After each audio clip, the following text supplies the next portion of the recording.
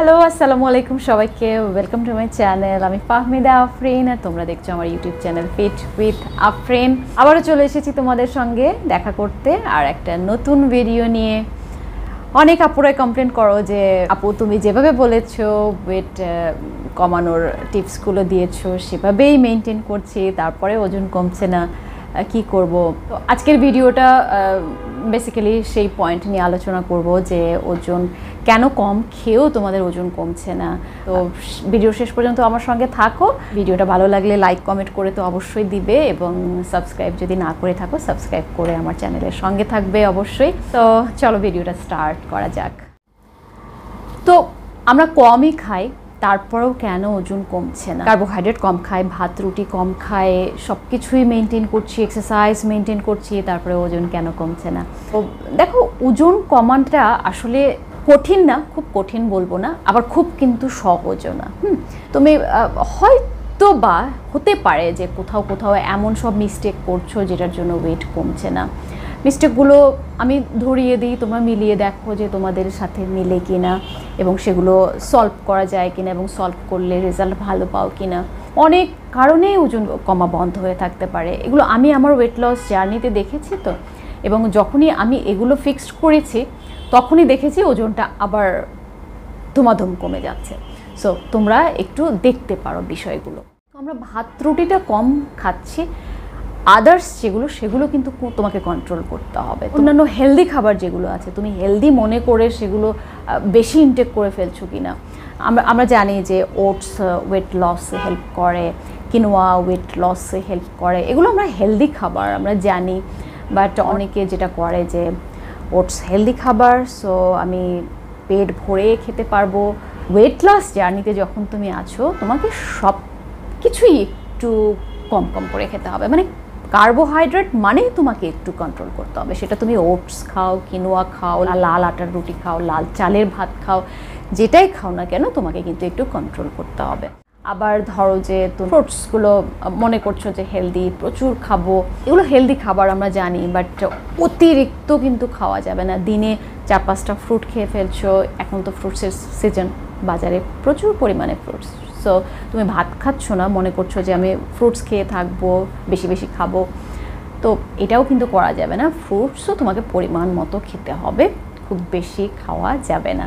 পরে রান্না আমি বলেছি যে তোমরা হেলদি অয়েল ইউজ করবে, হেলদি ঘি ইউজ করবে, খাঁটি ঘি, খাঁটি বাটার, খাঁটি extra virgin olive oil, coconut oil, এগুলো ব্যবহার করবে। তো এগুলো যদি ব্যবহার করো সেখানেও তোমাকে কিন্তু কন্ট্রোল রাখতে হবে। মানে বেশিরভাগ টাইমেই এমন যেন না হয় যে তুমি ভেজাল জিনিস খাচ্ছ, সেটা তো একেই তোমার হার্টের জন্য ক্ষতিকর আছে, আর পরিমাণটাও তোমাকে কন্ট্রোল করতে হবে। 1 চামচ তেলে কিন্তু প্রচুর ক্যালোরি, যেটা তোমার 100 গ্রাম ভাতেও হবে না। স্বাস্থ্যকর বলেই যে তুমি প্রচুর পরিমাণে ঘি খাবে, প্রচুর পরিমাণে বাটার খাবে তা কিন্তু না। তুমি হেলদি অয়েলই ব্যবহার করো রান্নায়, তারপরেও কিন্তু তোমাকে পরিমাণটা কন্ট্রোল করে আনতে হবে। পরবর্তী পয়েন্ট সেটা আমি বলেছি যে তোমরা বাইরের খাবারগুলো অ্যাভয়েড করবে, fried food, fast food, junk food এগুলো অ্যাভয়েড করবে। তো তুমি বাসায় খাচ্ছ কি না? অনেকে মনে করে যে বাড়িতে রান্না করছি, হেলদি উপায়ে রান্না করছি, এটা স্বাস্থ্যকর, খাওয়া যাবে, এটাও কিন্তু তোমাকে কন্ট্রোল করতে হবে। এমন কিছু খাবার আছে তোমার অজান্তেই অনেক ক্যালোরি ইনটেক হয়ে যাবে। তুমি দেখো যে বিকেলের স্ন্যাক্সে তুমি খুব বেশি পরিমাণে খাচ্ছ কি না, বাড়িতে তৈরি করা স্ন্যাক্স, যা যা বিকেলে আমরা স্ন্যাক্স হিসেবে খাই সেই খাবারগুলো ইনটেক করছো কিনা, বেশি হয়ে যাচ্ছে কিনা। এছাড়া তুমি দেখো যে বাদাম, যেগুলো আমরা হেলদি নাটস সিডস খাই, সেগুলো তুমি বেশি পরিমাণে ইনটেক করছো কিনা। অনেকে মনে করে যে বাদাম স্বাস্থ্যকর, পেট ভরে খেতে পারবো, বাদামেও প্রচুর ক্যালোরি, সো এটাও তোমাকে একটু কন্ট্রোল করতে হবে। মোট কথা হলো হেলদি খাবার খেলেই যে তুমি প্রচুর খেতে পারবে না, সবখানেই তোমাকে পরিমাণটা কন্ট্রোল করতে হবে। এছাড়া তুমি দেখো যে তুমি এক্সারসাইজ যে পরিমাণে করছো, খাবার তোমার ইনটেক তার থেকে বেশি হয়ে যাচ্ছে কিনা। অনেকে এক্সারসাইজ করে, প্রচুর কার্ডিও করে, প্রচুর এক্সারসাইজ করে, এবং তার সাথে সাথে খাবারের পরিমাণটাও বাড়িয়ে দেয়।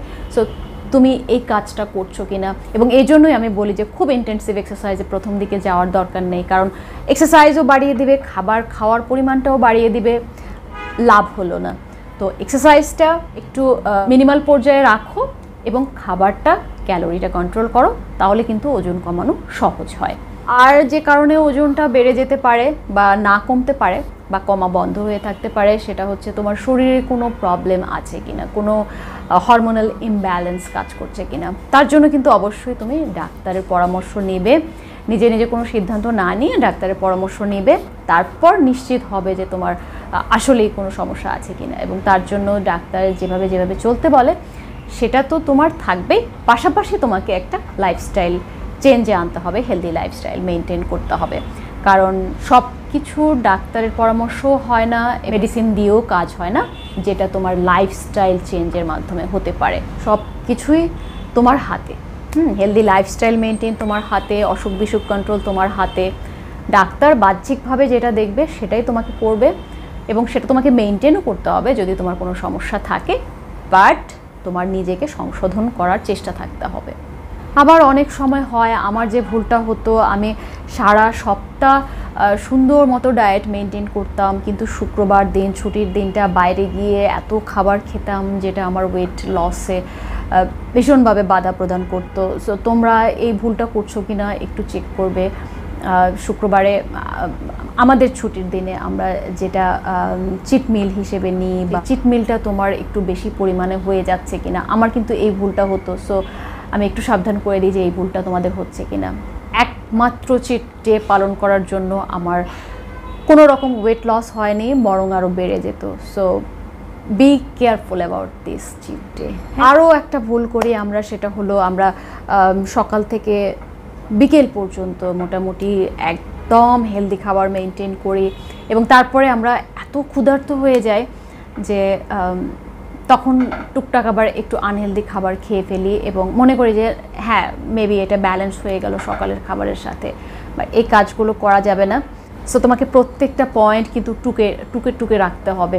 তো এর জন্য আমি যে কাজটা করতে বলবো সেটা করলে কিন্তু খুব ভালো একটা রেজাল্ট পাবে, যদিও একটু কষ্ট হতে পারে, বাট রেজাল্টটা ভালো পাবে। তুমি সারাদিন যেটাই খাচ্ছ সেটাই একটু খাতায় টুকে রাখলে, যেটাই খাও যে পরিমাণেই খাও সেই পরিমাণটাই খাতায় যদি একটু টুকে রাখো যে আমি এই খাবারটা খেলাম এই পরিমাণ, এখানে তেল ছিল এই পরিমাণ, এখানে আদার্স যা যা মিক্সড করেছো সেটা ছিল এই পরিমাণটা লিখে জাস্ট গুগল করে নিলে যে এতটুকু এই পরিমাণ এইটাতে কত ক্যালোরি আছে।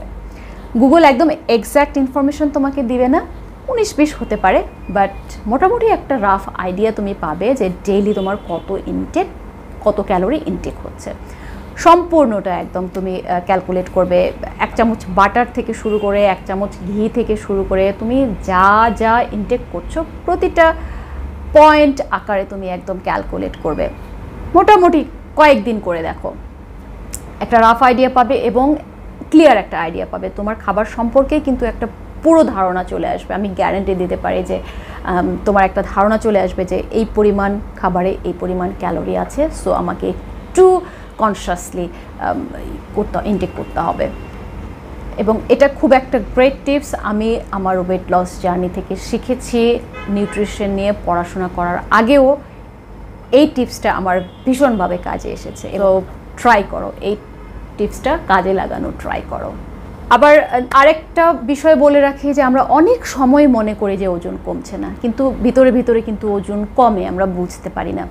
হয়তো ওয়েট স্কেলে তোমার ওজনটা কম দেখায় না, বাট ভিতরে ভিতরে ফ্যাট বার্ন হয়, হয়তো খেয়াল করি না। হ্যাঁ, কারণ তুমি যদি সব দিক মেনটেন করো, আমি হেলদি ফুড মেনটেন করছি, আমি বাইরের প্রসেসড ফুড সব ফুড অ্যাভয়েড করছি, এক্সারসাইজ করছি সময় মতো, তারপরে ওজন না কমার কিন্তু কোনো কারণ নেই।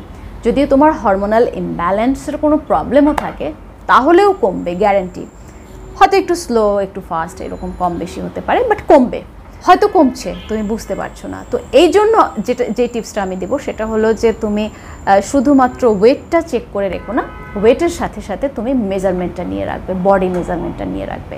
তাহলে কিন্তু তুমি বুঝতে পারবে যে তোমার পেট কমছে কিনা, তোমার আর্মস কমছে কিনা, তোমার লেগ কমছে কিনা।